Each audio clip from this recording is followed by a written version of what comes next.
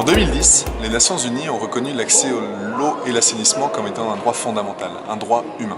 Près de 5 ans plus tard, le 15 avril 2015, on se rend compte ici au Forum mondial de l'eau qu'il y a encore énormément de brochures qui parlent du nombre de personnes qui n'ont pas accès à l'eau et à l'assainissement. 750 millions de personnes n'ont pas accès encore aujourd'hui à l'eau et 2,5 milliards de personnes n'ont pas accès à l'assainissement. Près d'un tiers de la population n'a pas accès à un réseau de collecte de leurs déchets. Même ici en Corée, un pays développé, reconnu pour ses technologies, il y a uniquement 31% de la population rurale qui est raccordée à un service d'accès à l'eau publique et 73% de la population a accès à l'assainissement.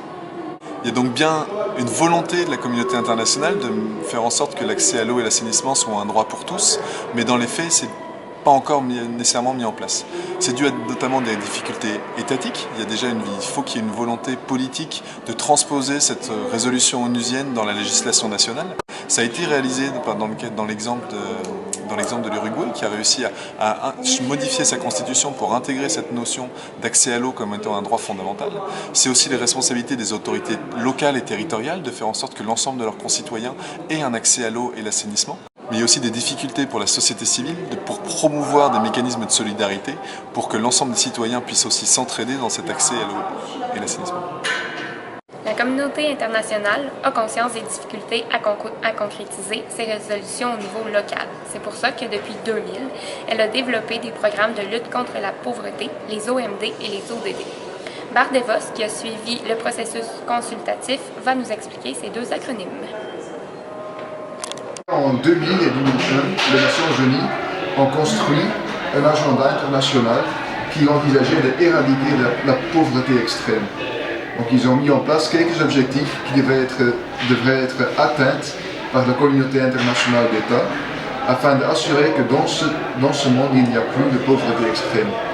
Et cet agenda était très important pour le secteur de l'eau parce qu'un des objectifs c'était de réduire le nombre de personnes qui n'ont pas d'accès à une eau saine ou à de l'assainissement. Et on a vu que pendant les 15 années passées, il y a vraiment eu une amélioration à beaucoup de niveaux, mais en même temps, il y a vraiment encore beaucoup de travail à faire.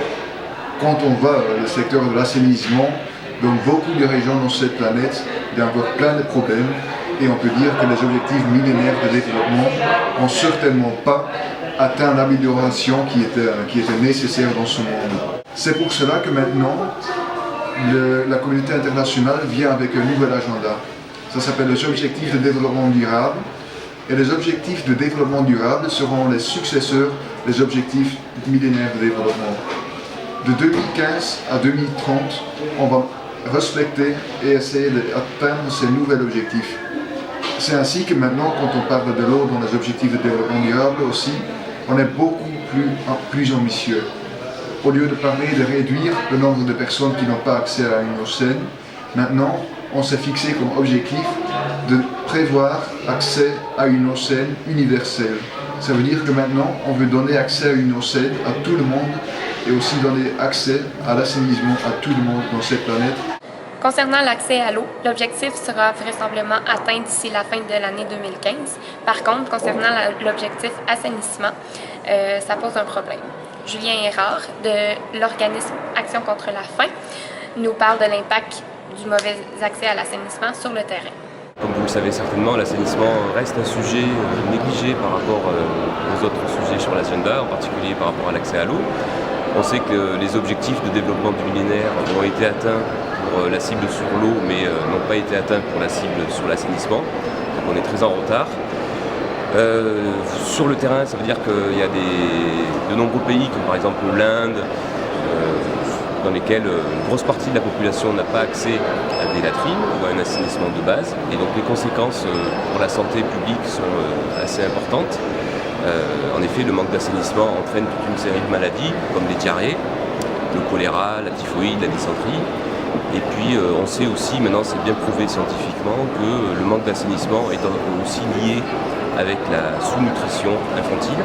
En effet, quand un enfant est exposé de manière répétitive à la diarrhée dans les premiers mois ou les premières années de sa vie, il peut ensuite être mal nourri de manière chronique tout le reste de sa vie. Donc là aussi, les conséquences pour la santé publique sont extrêmement importantes et ça entraîne un retard de développement.